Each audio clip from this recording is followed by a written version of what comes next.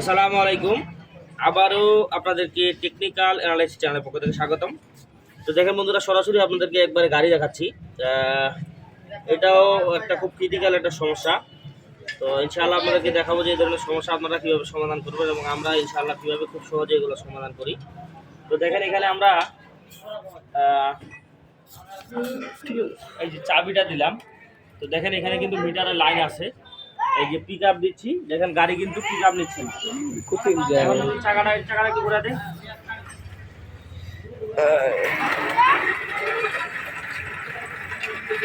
দেখেন এখন কিন্তু গাড়িটা খুব সুন্দরভাবে চলতেছে, মানে চাকাটা ঘুরাই দিলে গাড়ি চলে। আর রানিং অবস্থায় মানে দাঁড়া থাকা অবস্থায় গাড়িটা কিন্তু এখন আর চলতেছে না। তো এইটা একটা খুব ক্রিটিক্যাল একটা সমস্যা। তো ইনশাল্লাহ আমরা আপনাদেরকে আজকে দেখাবো যে আমরা কিভাবে খুব সহজে এই ধরনের সমস্যাগুলো সমাধান করতে পারবো, বা আমরা কিভাবে করি আপনারা করতে পারবেন, এই বিষয়গুলো সম্পর্কে আজকে আপনাদেরকে জানাবো ইনশাআল্লাহ। তো সর্বপ্রথম এটা অবশ্যই আমাদের যে কন্ট্রোলার আছে, অবশ্যই কন্ট্রোলারের সমস্যা। তো আমরা সর্বপ্রথম এই কন্ট্রোলারটা গাড়ি থেকে খুলে নিব। তো বন্ধুরা দেখেন আমরা আমাদের কন্ট্রোলারটা খুলে নিয়েছি। নেওয়ার পরে আমরা এখন এটার পাওয়ার সেকশনে যে 5 ভোল্ট সেকশনগুলো রয়েছে এগুলো একটু মেপে দেখবো। তো দেখেন এটা পিক আপের লাইন, ভোল্টেজ দেখাচ্ছে 5.10 অর্থাৎ 5 ভোল্ট, ঠিক আছে, এটাও ঠিক আছে। তো আমরা সেন্সরটা দিয়ে ধরি 4.70, ঠিক আছে, 5 ভোল্ট।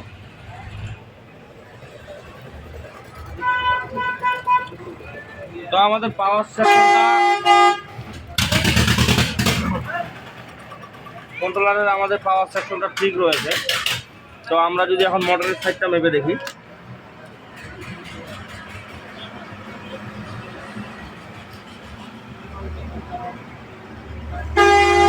তো দেখেন মাইনাস সাইড থেকে মোটরের সাইডটাও কিন্তু ঠিক দেখাচ্ছে, প্লাস সাইড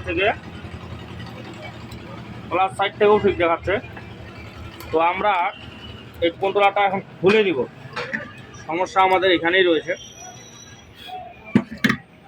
তো আমরা কন্ট্রোলারটা এখন আনবক্স করে নিব। এটা আমরা দেখব ভিতরে হয়তো আমাদের লোডিং সাইডে সমস্যা থাকতে পারে, যেমন আমাদের লোডিং ক্যাপাসিটারগুলো আছে, ক্যাপাসিটারগুলো যদি খুলে যায় অনেক সময় বা ফেটে যায়, তো এগুলোর কারণেও অনেক সময় ধরনের সমস্যা হতে পারে। অথবা আমাদের মোটরের সাইড যদি অনেক সময় দেখা গেছে যে মোটরের সাইড, আপনারা জানেন যে আমাদের এখানে 12 মসফেটের কন্ট্রোলার এগুলা। তো প্রত্যেকটা সাইডে আমাদের 2টা প্লাস মসফেট এবং 2টা মাইনাস মসফেট থাকে।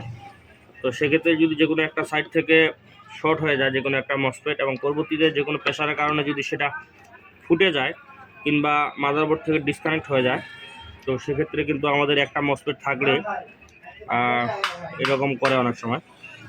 তো যাই হোক, আমরা অনেক কিছু গেস করতেছি। তো আমরা এটা সর্বপ্রথম কন্ট্রোলারটা আনবক্স করে নিব। তো আপনি যদি আমাদের চ্যানেলে নতুন ভিউয়ার্স হয়ে থাকেন তো অবশ্যই আমাদের চ্যানেলটিকে সাবস্ক্রাইব করে দিবেন, আর ভিডিও ভালো লাগলে অবশ্যই লাইক কমেন্ট শেয়ার করতে ভুলবেন না।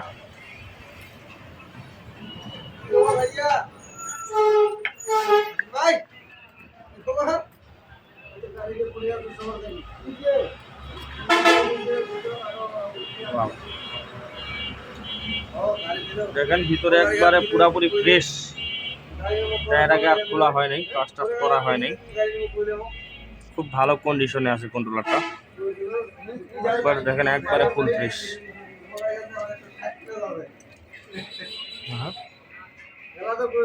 ভাই আমার তো খালি এখন মাইনাস করে ভাইতে আছে।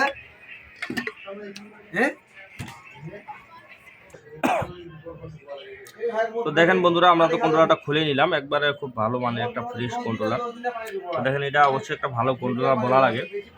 আমাদের যে 48 ভোল্ট যে মিশুকের যে কন্ট্রোলারগুলো রয়েছে, এই ধরনের কি বলবো আর তামার দিয়ে জাম্পার করা থাকে, ঠিক এটা তো ওইভাবে দিয়েছে। খুব ভালো একটা মানে ফুল ফ্রেশ কন্ট্রোলার।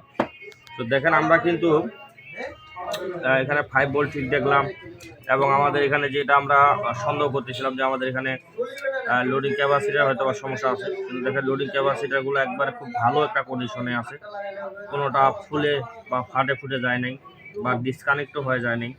এবং কানেকশনগুলো এই পাশে যে সোল্ডারিংগুলো রয়েছে, সোল্ডারিংগুলো খুব ভালো রয়েছে। তো দেখেন আমরা যদি এখন আবার একটু মোটরের সাইডটা দেখি, তো দেখেন যে ঠিক আছে, এটাও কিন্তু এই যে দেখেন সমস্যা কিন্তু ধরা পড়ে গেছে। এই যে দেখেন লাল প্লাস সাইড থেকে যে আমাদের যে সবুজ তারটা রয়েছে দেখেন এটা কিন্তু মাপ কম দেখাচ্ছে, এটা আমাদের মাপটা কম দেখাচ্ছে। তো আমরা সরাসরি যদি মাদারবোর্ড থেকে ধরি এখানে কিন্তু এটা মাপ কম দেখাচ্ছে। তো অবশ্যই আমাদের প্লাস সাইড থেকে এখানে মসফেট সেকশনের সমস্যা রয়েছে। তো দেখেন আপনারা দেখলেন আমরা কিন্তু এই কন্ট্রোলারটা দিয়ে কিন্তু গাড়ি কিন্তু আমরা চালাইলাম, এরপরও কিন্তু সমস্যা করতেছি। তো আমরা একটু খুব ভালোভাবে দেখবো এখানে।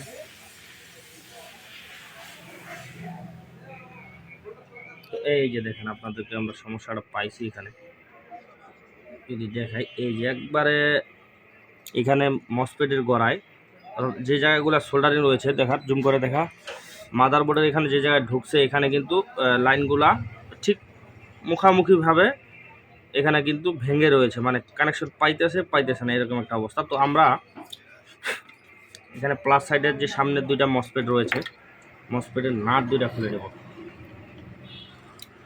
তো দেখেন নাট দুইটা খোলার জন্য অবশ্যই আমাদেরকে এখানে ফিল্টারিং ক্যাপাসিটারগুলো খুলতে হবে।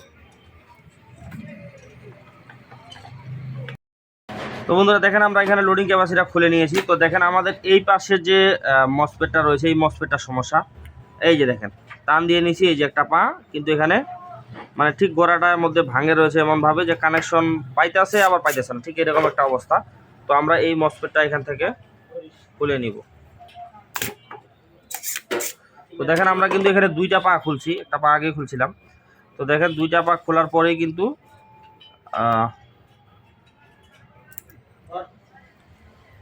এই যে মসফেটটা চলে আসছে, এই যে দেখেন ঠিক এই জায়গাটায় ভাঙে ছিল। এই মসফেটটা কিন্তু আপনাদেরকে যদি দেখাই,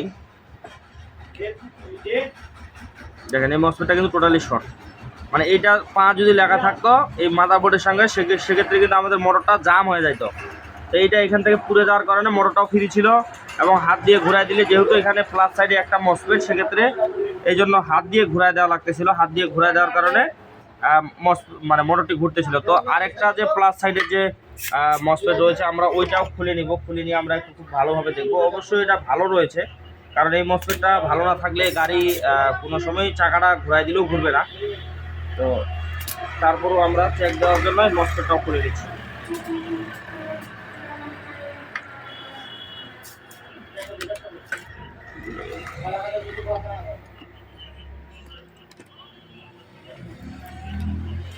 তো দেখেন আমরা এই মসফেটটাও খুলে নিলাম। তো খুলে নেওয়ার পরে আমরা এই মসফেটটা যদি এখন মাপ দিই, তো দেখেন এই মসফেটটা মাপ কম দেখাচ্ছে, মসফেটটারও মাপ কম দেখাচ্ছে। তো আমরা টোটালি দুই মসফেটে বাদ দিয়ে দেবো। এবং এখানে যদি আমরা আমাদের যে বন্ধুরা দেখেন আমরা এখানে যে মসফেটগুলো খুলে নিলাম, নেওয়ার পরে আমরা এখন আমাদের ড্রাইভার সেকশনটা যদি আমরা দেখি, তো আমরা ড্রাইভার সেকশনে অর্থাৎ আমাদের মসফেটের গেটে যে ভোল্টেজটা যায়, তো এটা যদি একটু চেক করি যে আমাদের গেটের ভোল্টেজ ঠিক আসতেছে কিনা, লাইনটা ঠিক আছে কিনা। তো দেখেন এখানে কিন্তু কারাটা উঠতেছে না, কারাটা উঠার কথা, যেমন এটাতে এই যে হালকা উঠতেছে, এটাতে একবারে উঠতেছে না। তো আমরা এখানে যদি আমাদের গেটের সামনে যে রেজিস্ট্যান্সগুলো রয়েছে, যে রেজিস্ট্যান্সগুলো কিন্তু দেখেন এগুলো কিন্তু শর্ট দেখার কথা একবারে। তো এই রেজিস্ট্যান্সগুলো একবারে শর্ট দেখার কথা, তো রেজিস্ট্যান্সগুলো শর্ট দেখাচ্ছে না, এটা একবারে মাপই নাই, হালকা একটু উঠতেছে। তো এটা পুরোপুরি শর্ট দেখাবে ভালো থাকলে। তো এটা দেখেন এটা হোমসের মাপ দেখাচ্ছে। তো আপনাদেরকে পাশে যদি আর একটা সাইডে দেখাই, দেখেন এই রেজিস্ট্যান্সগুলো কিন্তু টোটালি এই যে শর্ট দেখাচ্ছে, এই শর্ট দেখাচ্ছে। তো এই রেজিস্ট্যান্স দুইটা আমাদের এখানে খারাপ। তো আমরা এখন এই রেজিস্ট্যান্স দুইটা এখান থেকে তুলে নিব।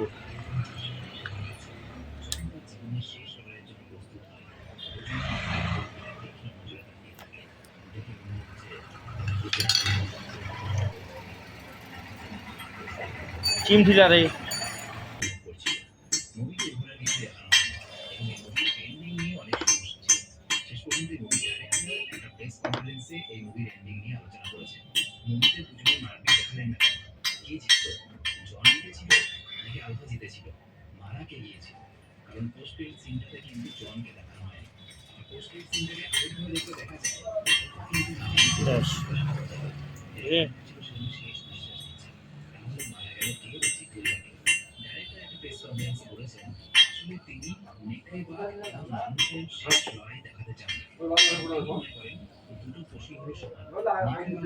তো দেখেন আমরা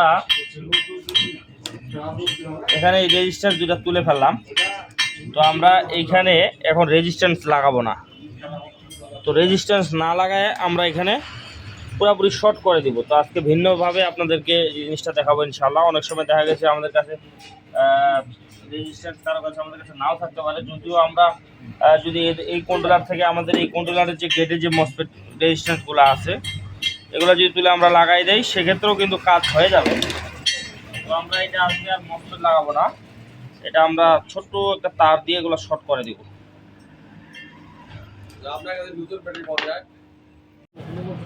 তো দেখেন বন্ধুরা, আমরা এখানে যে ডাইভারসেশনের যে রেজিস্ট্যান্সগুলো ছিল তো আমরা এটা তার দিয়ে শর্ট করে দিলাম।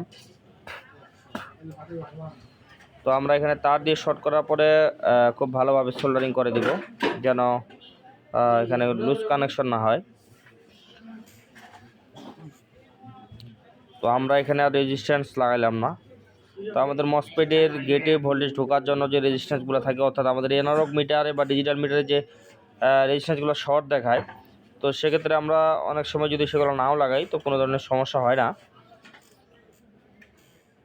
তো দেখেন আমরা ওখানে শর্ট করে দেওয়ার পরে আমরা এখন যদি আমাদের মসফেটের গেটে লাইনটা দেখি, তো দেখেন লাইনটা এখন কিন্তু মাপটা ঠিক দেখাচ্ছে, দুইটারই মাপ ঠিক দেখাচ্ছে।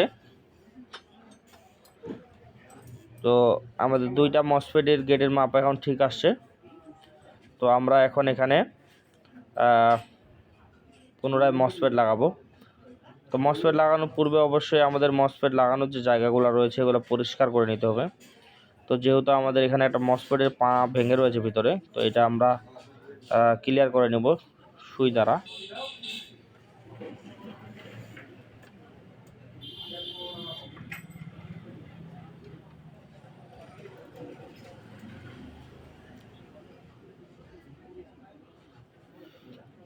তো দেখেন আমরা এটা সুই দিয়ে ক্লিয়ার করে নিলাম।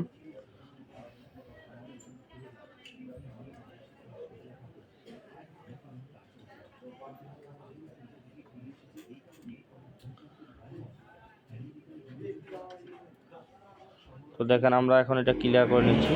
তো নেওয়ার পরে আমরা এখন এখানে আবার মসফেট লাগাবো। তো বন্ধু, আপনি যদি আমাদের চ্যানেলে নতুন ভিউয়ার্স হয়ে থাকেন তো অবশ্যই আমাদের চ্যানেলটিকে সাবস্ক্রাইব করে দিবেন। আর আমাদের ভিডিও ভালো লাগলে অবশ্যই লাইক কমেন্ট শেয়ার করতে ভুলবেন না। আর আপনি যদি এই ধরনের ভিডিও দেখতে পছন্দ করেন বা এই ধরনের কাজ শিখতে চান তো অবশ্যই আমাদের চ্যানেলটিকে ভিজিট করতে পারেন। হতে পারে এই সিদ্ধান্তটা আপনার জন্য উপকারী হতে পারে। তো দেখেন আমরা এখানে পুনরায় দুইটা মসফেট নিয়ে নিলাম এবং মসফেটের মেপে দেখলাম আমরা, তো মাপ ঠিক দেখাচ্ছে।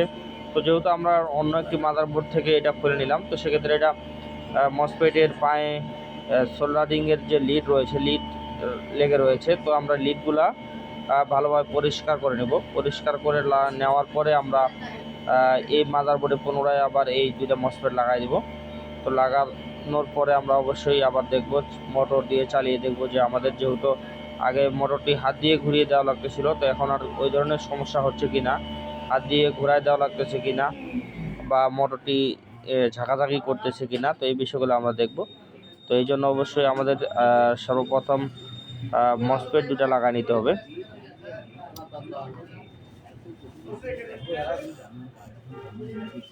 তো দেখেন আমরা এখানে মসফেট দুইটা এখানে ঢুকাই নিচ্ছি। ঢুকাই নেওয়ার পরে আমরা আগে মসফেটের যে নাটগুলো রয়েছে হিটসিংয়ের সঙ্গে এই নাটগুলো ভালোভাবে টাইট দিয়ে দেবো। তো টাইট দেওয়ার পরে আমরা এখন খুব ভালোভাবে সোল্ডারিং করে দিব পিছনের দিকে।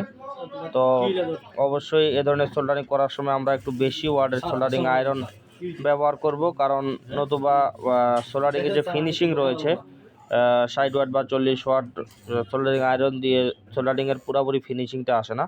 তো এই ধরনের কাজ করতে হলে অবশ্যই আমাদেরকে 100 ওয়াটের সর্বনিম্ন সোল্ডারিং আয়রন ব্যবহার করতে হবে। উপরে 150-200 পর্যন্ত করলেও কোনো সমস্যা হবে না ইনশাআল্লাহ। তো দেখেন আমরা এখানে খুব ভালোভাবে সোল্ডারিং করে দিলাম। তো সোল্ডারিং করার পরে আমরা যদি এখন এটা একটু মেপে দেখি, প্লাস সাইড থেকে মাপ ঠিক দেখাচ্ছে। তো প্লাস মাইনাস উভয় সাইড থেকে আমরা খুব ভালোভাবে আবার আমাদের যে মোটরের সাইডটা রয়েছে এই সাইডটা মেপে দেখবো যে কোনো ধরনের সমস্যা আছে কি না।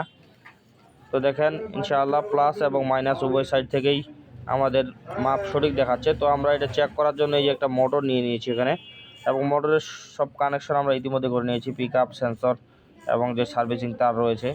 তো মোটরের কানেকশন করে নেওয়ার পরে আমরা এখন এখানে সাপ্লাই লাইন দিয়ে আপনাদেরকে ইনশাল্লাহ দেখানোর চেষ্টা করব যে মোটরটি ঠিকমতো চলতেছে কিনা। তো আমরা দেখেন, এটা আপনাদের বোঝার সুবিধার্থে মোটরের মাথায় একটা তার লাগাই দিচ্ছি, যেন আসলে আপনারা বুঝতে পারেন যে মোটরটি ঘুরতেছে কিনা। তো আমরা এখন এটাতে সাপ্লাই লাইন দিব। তো দেখেন আমরা ইতিমধ্যে লাইন দিয়ে দিয়েছি। তো আমরা এখন পিক আপ দিচ্ছি। এই যে দেখেন মোটরটি কিন্তু ঘুরতেছে, মোটরটি খুব ভালোভাবে ঘুরতেছে। তো যেহেতু আমাদের এখানে সিরিজে চেক করতেছি আমরা, এই জন্য লাইনটা কিছুক্ষণ পরে ছেড়ে দিচ্ছে। তো আমরা প্যারালালে দিয়ে চেক করবো আবার ভালোভাবে। তো দেখেন মোটরটি কিন্তু খুব ফিনিশিংভাবে ঘুরতেছে, খুব সুন্দরভাবে ঘুরতেছে। তো মোটরটি আগে আমাদের হাত দিয়ে ঘুরায় দেওয়া লাগতেছিল, তো এখন আর হাত দিয়ে ঘুরায় দেওয়া লাগে না। তো এই সমস্যাটি সম্পূর্ণভাবে সমাধান হয়েছে। তো আমাদের ভিডিওটি এতক্ষণ ধরে দেখার জন্য আপনাদেরকে অসংখ্য ধন্যবাদ।